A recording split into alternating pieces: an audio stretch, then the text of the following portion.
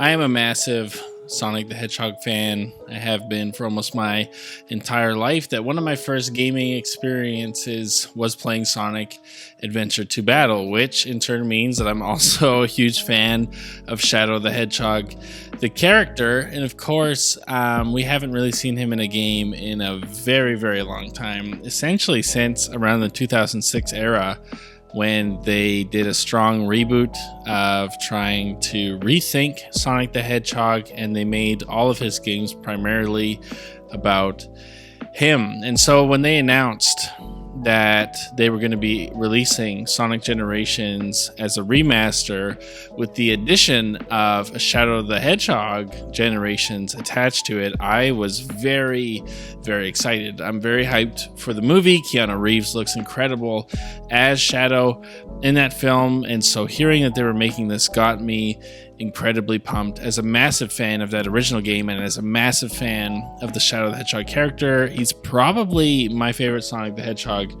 character when he's done right. And so I was pumped through the roof to play this thing, and I've gotten my hands on it. I have fully completed Sonic and Shadow Generations, and all I want to say is that this game is absolutely incredible and everything I was hoping that it would be, that it completely delivered. And so let's dive into some of the things I love about Shadow Generations.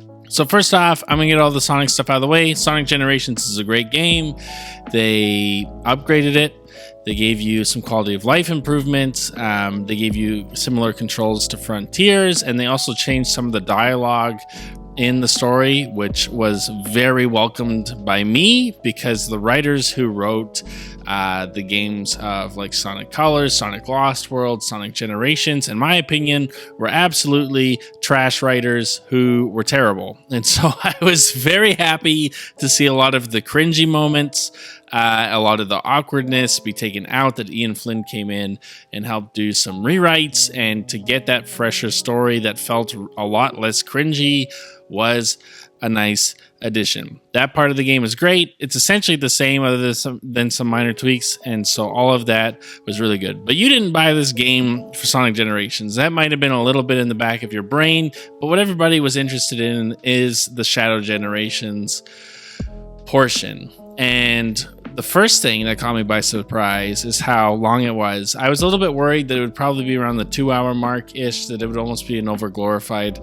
DLC, and I was happy to say that it was longer than I anticipated. I still wish it was a little bit longer. I wish that we got 1 or 2 more levels, but I was very happy with the length. In fact, funny enough, Shadow Generations runtime is longer than the entirety of Sonic Forces. So let that sink in, that Shadow Generations, which is an add-on to this remaster, is longer than Sonic Forces was. That just kind of makes me laugh that is the case. But with all that said, I was very, very happy with the runtime and what we received in that game. So quickly to just go over the gameplay, of course, it's very similar to Sonic Generations, although it's obviously updated. It's obviously made for the modern consoles, that switching between Sonic Generations and this feels even better. Sonic Generations still feels great, but Shadow Generations just plays so well and was so much fun. In every level, I had a blast. And now what I will say is Act 1 is always, in my opinion, far superior to Act 2. I almost wish that Act 2, they would have just done another 3D level in whatever level you were in, that they could have given you an additional level in that zone, not just a 2D side-scrolling. Shadow has never had 2D side-scrolling, and so it kind of felt out of place, and I've never been a big fan of the like 3D, 2D stuff, and I wish that they just had the 3D like they did for those Act 1s, but overall the levels were still incredibly fun.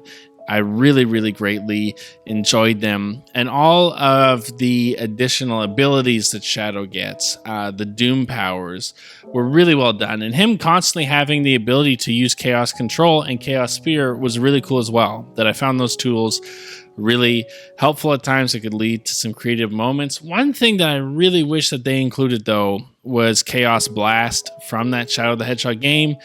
I always felt like that ability was a ton of fun and a way to clear out a bunch of enemies really quickly, and I kind of wish that we saw that here, being that that was one of the main powers that Shadow had in his own self-titled game, but alas, we didn't have it.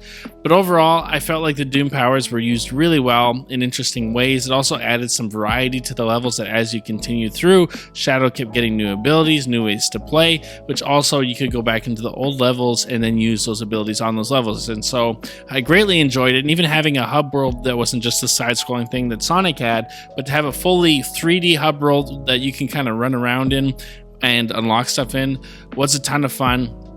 I felt like they did really well with that. The one thing that I do find disappointing, though, with the gameplay is the level selection. Not at the beginning, but especially towards the end.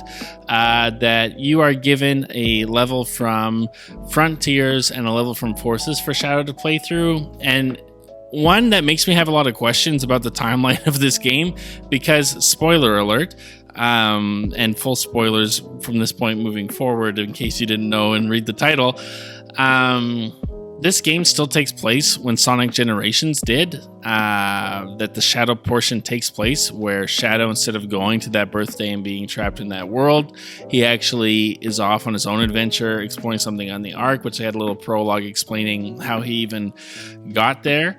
And at one point, you even have the battle that Shadow and Sonic had in Sonic Generations, with Sonic and Shadow loses that battle. And so it's 100% in that timeline, but yet Shadow is playing levels from Forces and Frontiers, games that hadn't even been created yet. And so I was a little bit confused as to how that worked at all, or made any sense, or when Shadow entered those levels, it wasn't like, weird, I've never been here before, what is this place? It was weird. Also, having a Frontiers level makes no sense, because Shadow wasn't in Frontiers.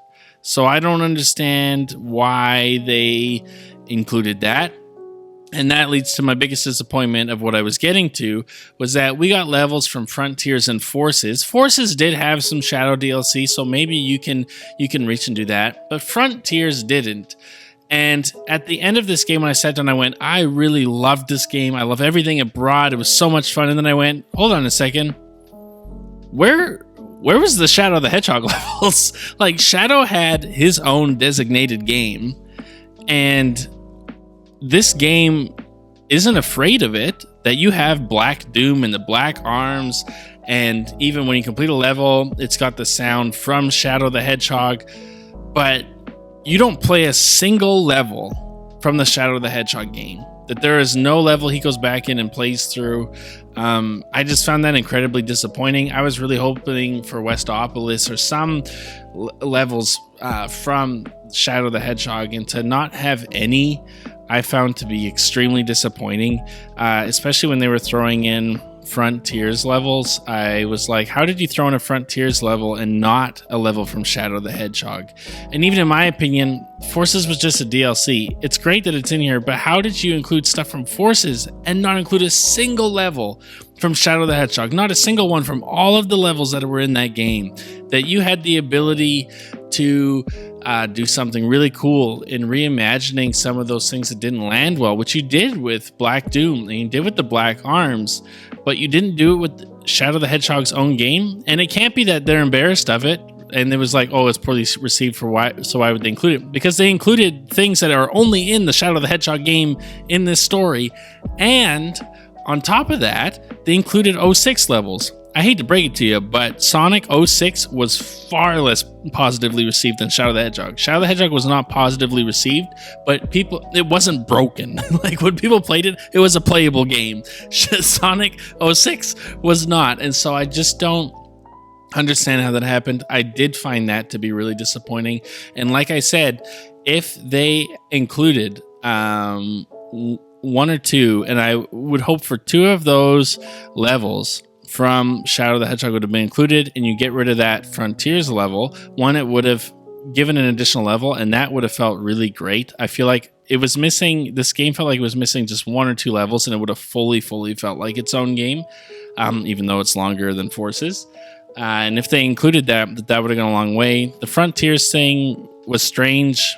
I still have no idea why it was included, but then also having Frontiers and Forces appear in this game made no sense according to the timeline, because if this is taking place at the exact same time as Sonic Generations, that shouldn't be a thing.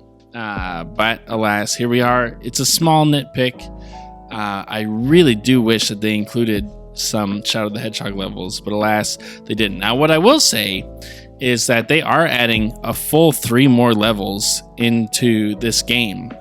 When the Sonic the Hedgehog 3 movie releases, you're getting 3 levels with Keanu Reeves, Shadow the Hedgehog in it from the movie, and so this game is actually going to feel very, very full, that it's going to become even more even longer than Sonic Forces, and so that will be awesome and will help pad this thing out a little bit, because I did feel like I was missing 1 or 2 levels, but we're getting 3 more in the future, and so that feels really great. But again, really disappointed that we saw nothing from Shadow the Hedgehog when it came to levels. And now to touch on the story, I love Ian Flynn. I think he understands these characters really well. And this story was no different, that it was awesome to see a Shadow who was reminiscent of the Sonic the Hedgehog adventure days, back in Adventure 2 Battle and Sonic Heroes, and in those days before he became over-the-top edgy, as later writers would make him, where he almost became a caricature of himself instead of a complex character who is edgy, but he's complex. He's not just edgy to be edgy.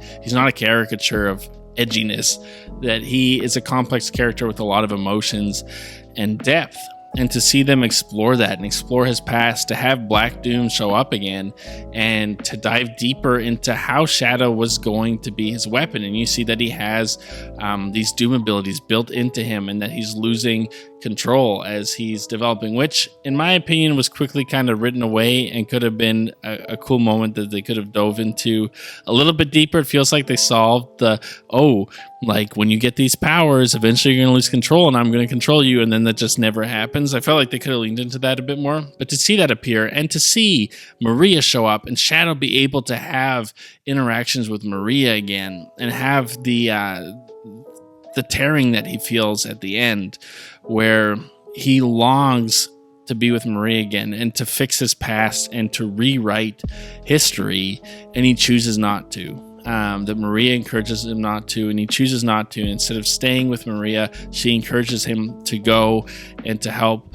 Sonic in Sonic Generations and to go with his friends. And he does. And when he runs away and sheds that tear and it lands on Rouge, you just feel that of like, man, like this is a heavy story. And I just felt like it was really well written, and it was very fun to see this character finally get the light shone on him again. And in my opinion, I feel like this is laying the groundwork for something a little bit more. Maybe I'm wrong about that, but it almost feels like Sega was sending out a test in this game, being like, is there still that high interest in this character, that we know that this character is huge, but are people still interested in playing as him?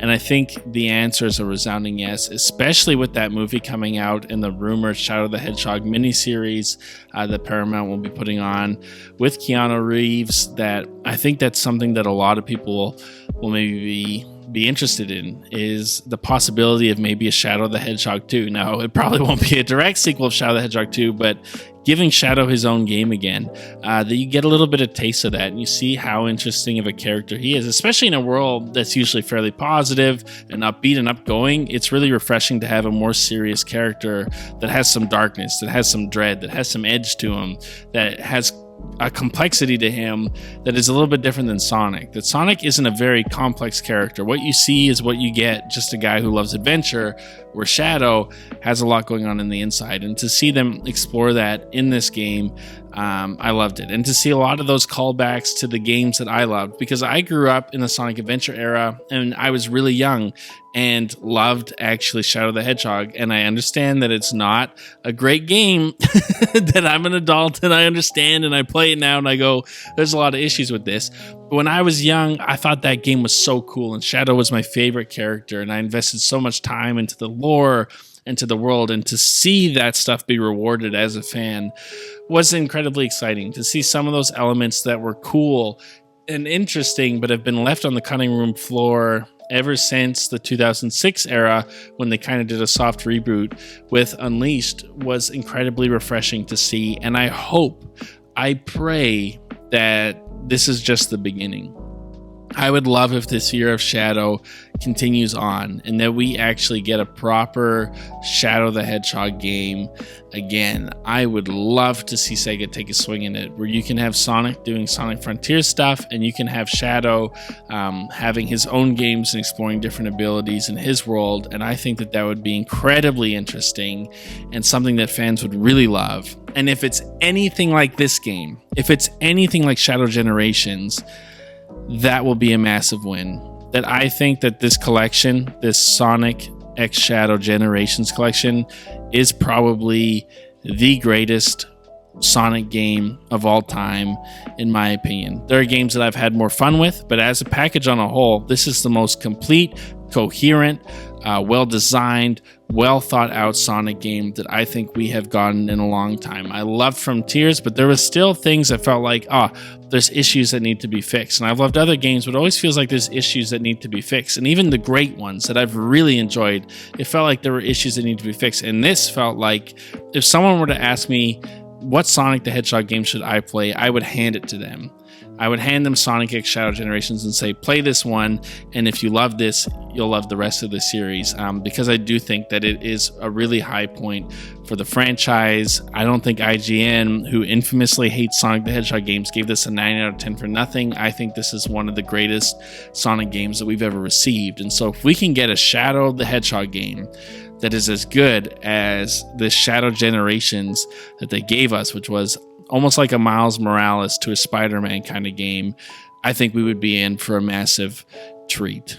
But with all that being said, I want to know what you guys think. So head down in the comment section down below. Let me know your thoughts. Have you played Shadow Generations? Did you enjoy it? Did you like the callbacks to Shadow the Hedgehog and all of his different experiences? Were you kind of disappointed in the level selection, where you were having a great time with it, and then you started to see Frontiers and Forces kind of be the climax, which also ruined the timeline of this game, and being like, there was no Shadow the Hedgehog levels. Like, it felt like they could have pulled more. Did you feel that? Or did you absolutely love the level selection that they gave us? Are you looking forward to that Keanu Reeves DLC, getting 3 fresh levels from the Sonic the Hedgehog movie releasing in this December? Are you looking forward to that? Let me know in the comment section down below. Like, comment, subscribe, all that junk. Tell me if you want to Shadow the Hedgehog too, and if you're crazy like me, and we will see you guys in the next one.